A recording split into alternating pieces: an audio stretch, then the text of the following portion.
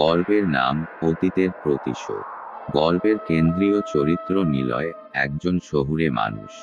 দীর্ঘদিন পরে সে তার দাদার গ্রামে ফিরে আসে। গ্রামটি বহু পুরনো এবং রহস্যময়। ছোটবেলায় নিলয় এই গ্রামে কয়েক বছর কাটিয়েছে, কিন্তু সেই গ্রামে আর ফিরে আসেনি বহু বছর ধরে।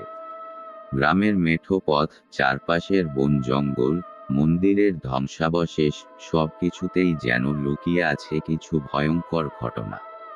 তার দাদার পুরনো বাড়িটিতে সে একা এক রাত কাটাতে আসে, যেখানে তাকে রাত কাটানোর আগে গ্রামের মুরব্বীরা সাবধান করে দিয়েছিল, কিন্তু নিলয় তাদের কথায় কান দেয়নি। নিলয় ডায়েরি পড়তে থাকে এবং কিছু কিছু অদ্ভুত ঘটনা ঘটতে শুরু করে।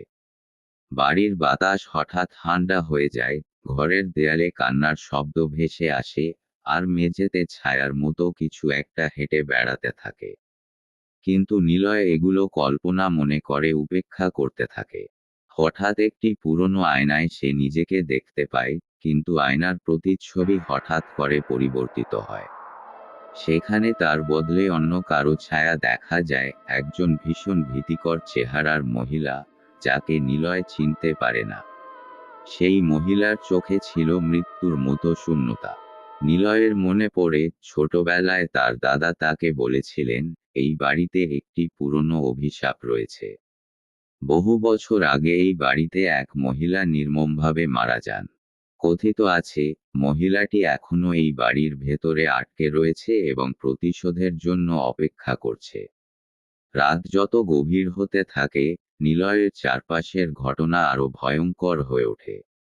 বাতাসে কান্নার শব্দ, দেয়ালে রক্তের দাগ, আর মহিলার ছায়া বারবার তার সামনে এসে দাঁড়ায়।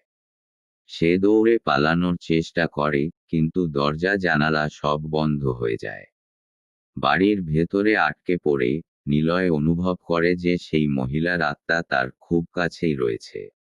শেষমেশ নিলয় জানতে পারে, তার দাদা সেই মহিলার মৃত্যুর সঙ্গে জড়িত ছিল। দাদার পাপের শাস্তি তাকে পেতে হবে। মহিলার আত্মা তার সামনে উপস্থিত হয়, আর নিলয় বুঝতে পারে, সে আর বাঁচতে পারবে না। ধীরে ধীরে মহিলার প্রতিশোধের হাত তার দিকে এগিয়ে আসে, আর তার পরিণতি হয় এক নির্মম মৃত্যু। শেষ দৃশ্যে নিলয়ের বন্ধুরা তার নিখোঁজ হওয়ার খবরে গ্রামে আসে, এবং তারা বাড়ির ভেতরে ঢুকে দেখে, নিলয়ের মৃতদেহ পড়ে আছে সেই আয়নার সামনে, আর আয়নায় এখনো সেই মহিলার প্রতিচ্ছবি দেখা যাচ্ছে।